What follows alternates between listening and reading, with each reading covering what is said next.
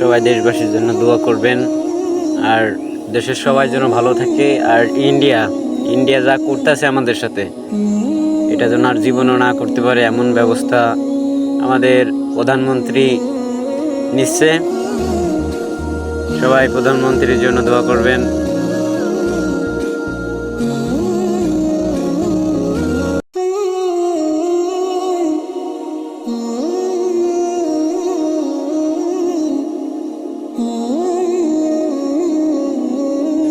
দেশবাসী এতটা কষ্টে আছে সেটা ভাবতে পারিনি, সামান্য কিছু ইলিশের জন্য।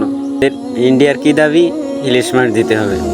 ওরা কত দামে নিতে চায়? ইন্ডিয়া ইলিশ মাছ নিতে চাই 500 টাকা কেজি, আর আমাদের দেশেই ইলিশ মাছের কেজি 1500 টাকা।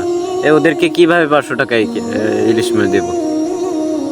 এটা জুলুম, আমাদের পর অনেক যাবত ধরে জুলুম করতেছে। আর শেখ হাসিনা কি করছে? ওদেরকে ইলিশ মাছ দিতে দিতে মানে আমাদের বাংলাদেশটাই তো ওদেরকে দিয়ে দিচ্ছিল। আল্লাহ বাঁচাইছে, আমাদের স্টুডেন্ট ভাইরা আগের থেকেই টের পায়ে দেশটা দখল করেছে, ছাত্রদের দখলে আছে। সবাই ছাত্রদের জন্য দোয়া করবেন। আল্লাহ হাফেজ।